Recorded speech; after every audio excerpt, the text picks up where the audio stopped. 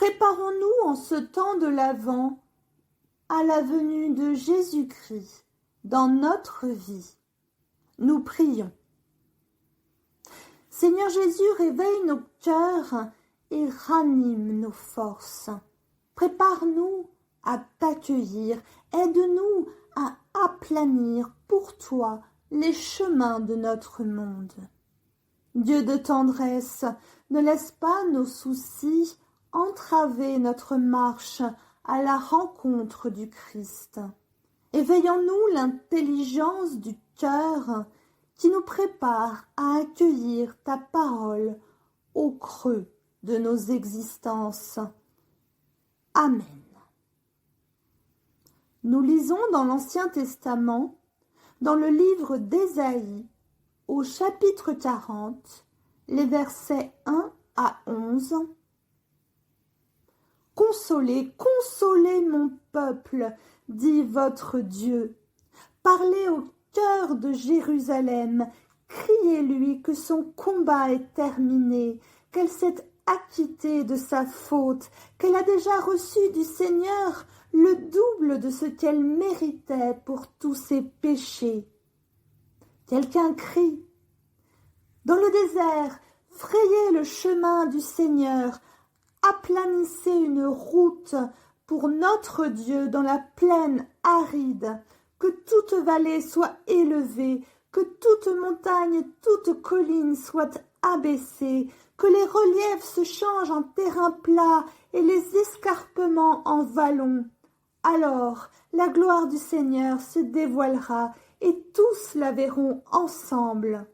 C'est la bouche du Seigneur qui parle. » Quelqu'un dit « Crie !» On répond « Que crierai-je » Toute chair est de l'herbe, tout son éclat est comme la fleur des champs. L'herbe se dessèche, la fleur se fane quand le souffle du Seigneur passe dessus. Vraiment, le peuple est de l'herbe. L'herbe se dessèche, la fleur se fane, mais la parole de notre Dieu subsistera toujours. Monte sur une haute montagne, Sion, toi qui portes la bonne nouvelle. Élève ta voix avec force, Jérusalem, toi qui portes la bonne nouvelle. Élève ta voix, n'aie pas peur. Dis aux villes de Juda, votre Dieu est là.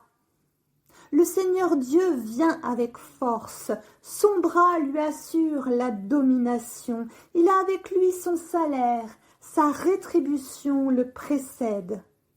Comme un berger, il fera paître son troupeau, de son bras il rassemblera des agneaux et les portera sur son sein. Il conduira les brebis qui allaitent. Nous lisons maintenant dans l'Évangile de Marc, le chapitre 1, les versets 1 à 8. Commencement de la bonne nouvelle de Jésus-Christ, Fils de Dieu. Selon ce qui est écrit dans le prophète Ésaïe, « J'envoie devant toi mon messager pour frayer ton chemin. C'est celui qui crie dans le désert, « Préparez le chemin du Seigneur, rendez droit ses sentiers. » Survint Jean, celui qui baptisait dans le désert, et proclamait un baptême de changement radical pour le pardon des péchés. Toute la Judée et tous les habitants de Jérusalem se rendaient auprès de lui et recevaient de lui le baptême dans le Jourdain en reconnaissant publiquement leurs péchés. Jean était vêtu de poils de chameau, avec une ceinture de cuir autour des reins. Il se nourrissait de criquets et de miel sauvage. Il proclamait « Il vient derrière moi, celui qui est plus puissant que moi, et ce serait encore trop d'honneur pour moi que de me baisser pour délier la lanière de ses sandales. Moi, je vous ai baptisé d'eau, lui vous baptisera dans l'Esprit Saint. » Seigneur, Sanctifie-nous par la vérité. Ta parole est la vérité. Amen. Aujourd'hui, à travers la voix d'Ésaïe, Dieu nous adresse une parole de consolation et d'espérance. Consolez, consolez mon peuple, dit le Seigneur. Parlez au cœur de Jérusalem, criez-lui que son combat est terminé. Dans ce passage, le prophète porte une parole de réconfort au peuple d'Israël après 40 années environ passées en exil suite à la déportation à Babylone. Le temps de l'exil a semblé infini, mais une profonde espérance s'est levée avec l'arrivée de Cyrus, roi de Perse. De même que ce temps, vécu comme une punition, a semblé sans fin, la consolation proclamée est définitive. La répétition à 2 reprises du verbe hébreu traduit par consoler peut être comprise comme symbolisant l'infini, le redoublement marquant le commencement d'une répétition sans fin. Consolez, consolez mon peuple. Avec l'arrivée de Cyrus qui va vaincre Babylone, l'exil va prendre fin, puisqu'il va permettre au peuple de revenir enfin à Jérusalem. Si l'on considère l'année 2020, celle-ci a pu paraître longue pour beaucoup, par bien des aspects.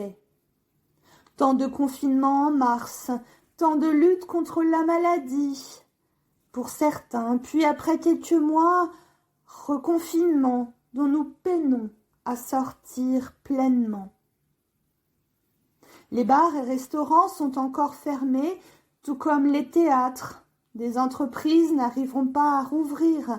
La crise sanitaire a entraîné une crise économique. Alors, quelle espérance? Le vaccin, peut-être, mais dans combien de temps? Dans ce temps lourd, marqué pour beaucoup par l'incertitude et l'anxiété, la crainte du chômage, celle d'un avenir plus que jamais incertain, difficile, et pour certains le deuil, la parole de Dieu retentit. Consolez, consolez mon peuple. Le Seigneur ne nous a pas abandonnés, il ne nous a pas oubliés.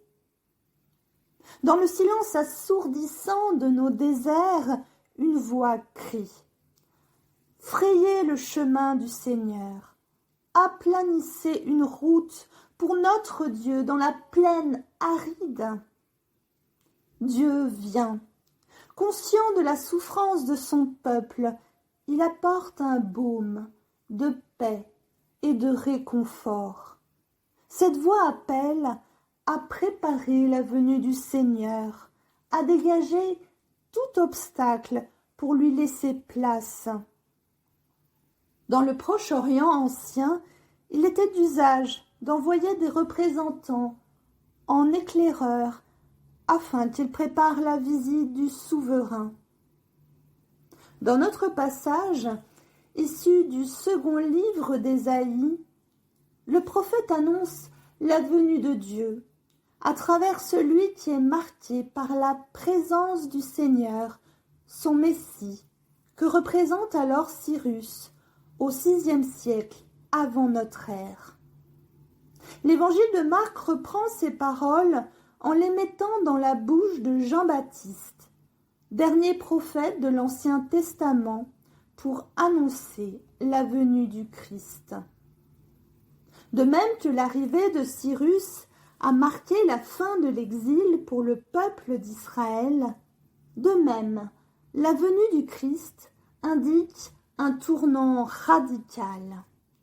En Jésus-Christ, Dieu lui-même s'est approché de nous pour nous adresser un message de vie, la libération de nos fautes et l'espérance d'une vie nouvelle en sa présence.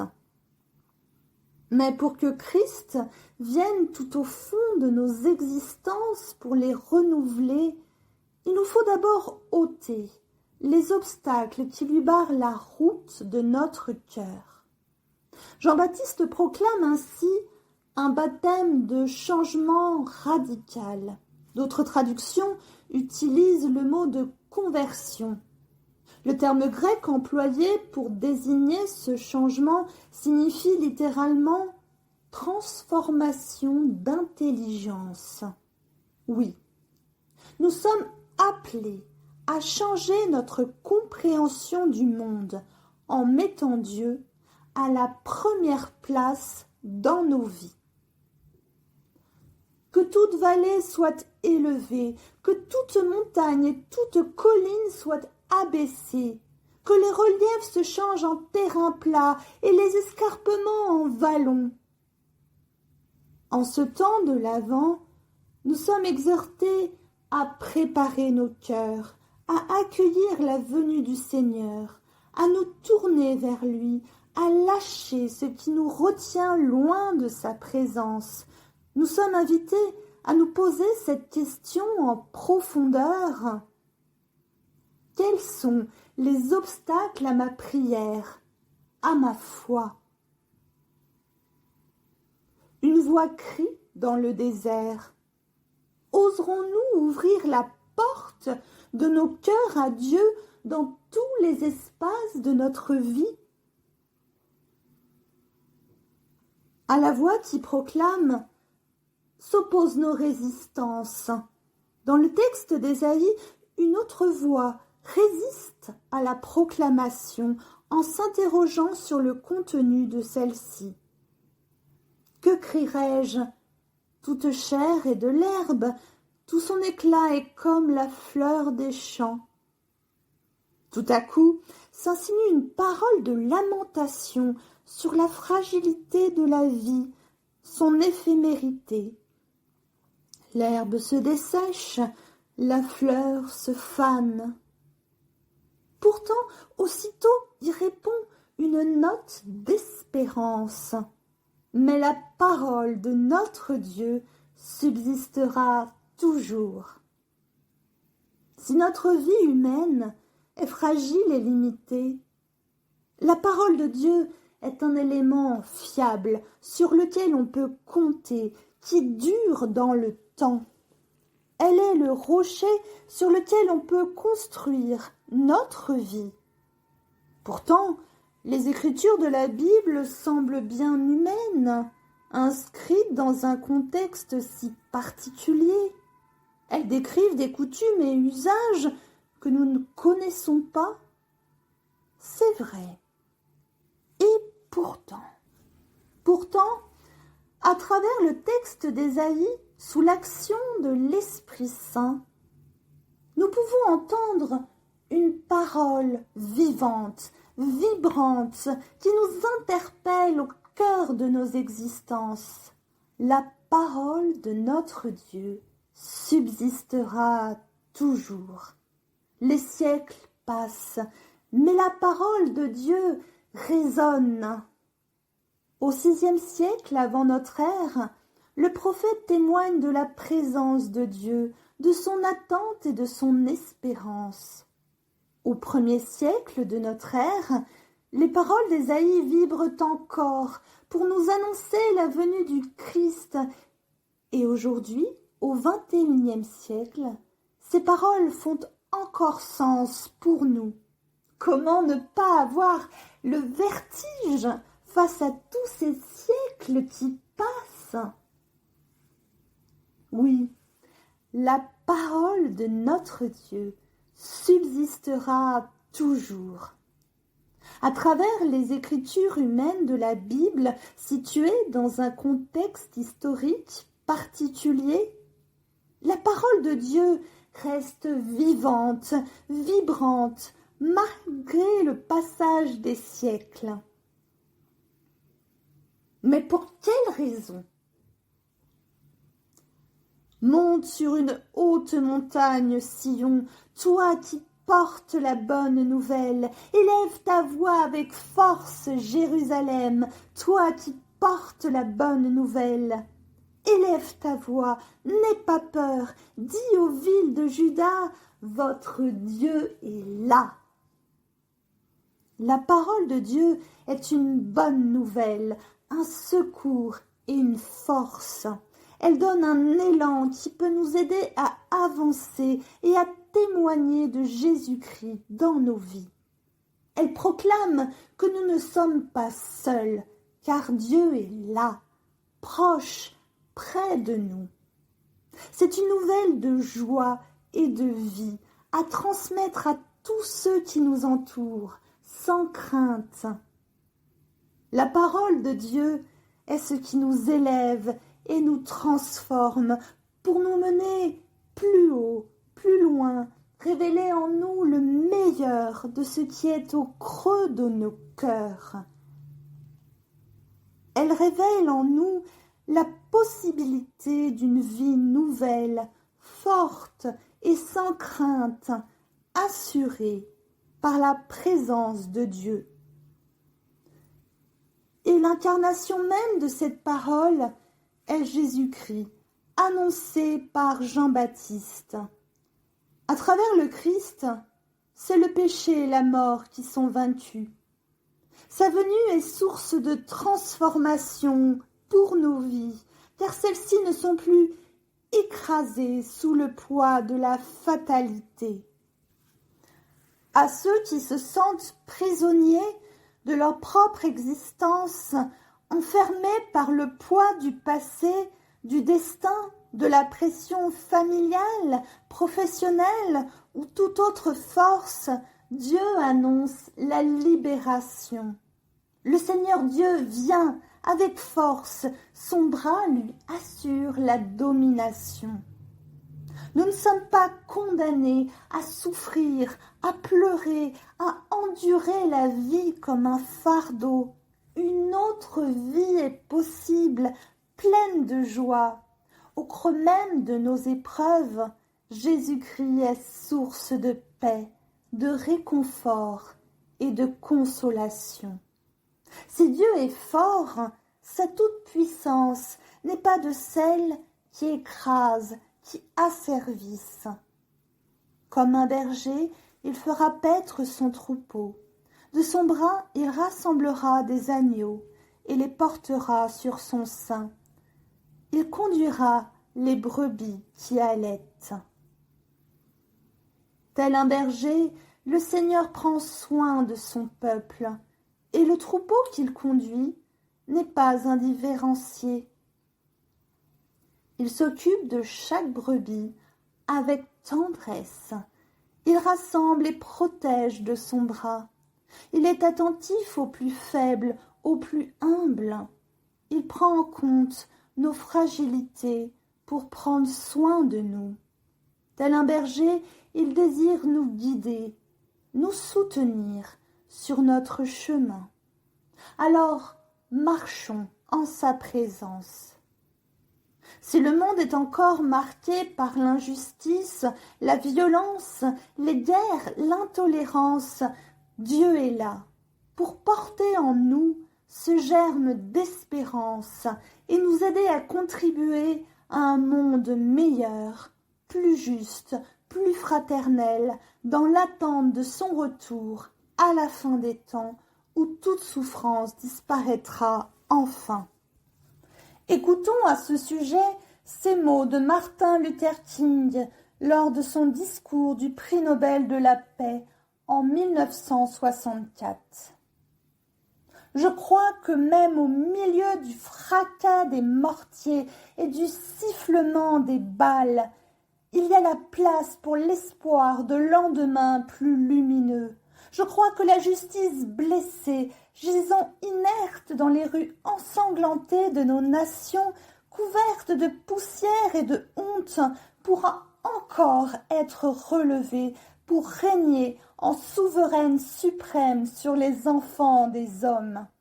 Je crois que des hommes inspirés par l'amour du prochain pourront reconstruire ce qu'ont détruit des hommes inspiré par l'amour de soi. Je continue de croire que nous vaincrons. La foi peut nous donner le courage de faire face aux incertitudes du futur. Elle donnera à nos pieds fatigués une force nouvelle pour poursuivre notre route vers la cité de la liberté. Au creux de nos vies, Dieu nous adresse un message d'espérance et de réconfort. Malgré les incertitudes qui rendent nos vies semblables parfois à un chaos, malgré l'anxiété qui écrase, la fatigue qui pèse, Dieu est présent pour nous appeler à une vie nouvelle, remplie de sa présence. Préparons le chemin de nos cœurs pour lui laisser place. Enlevons tout ce qui fait obstacle à sa venue dans nos existences. Si la tristesse s'empare de nous, si la lassitude nous fait perdre espoir, relevons la tête. Dieu vient. Frayons-lui un chemin dans nos vies. Si nos existences, comme notre monde, semblent éphémères, une chose reste stable, durable. La parole de Dieu subsiste pour toujours. Construisons nos vies sur cette parole qui reste vivante et vibrante malgré les siècles qui passent. N'ayons pas peur, car le Seigneur est présent et ne nous abandonne pas. Il nous annonce qu'une vie nouvelle est toujours possible, une vie libérée de l'angoisse, de l'épuisement et de la souffrance. Il est plus fort que tout ce qui pourrait nous asservir dans nos existences. Alors, prenons courage et levons la tête. Laissons Dieu guider nos vies vers un chemin de paix et soyons nous-mêmes dans ce monde porteurs d'espérance. Amen.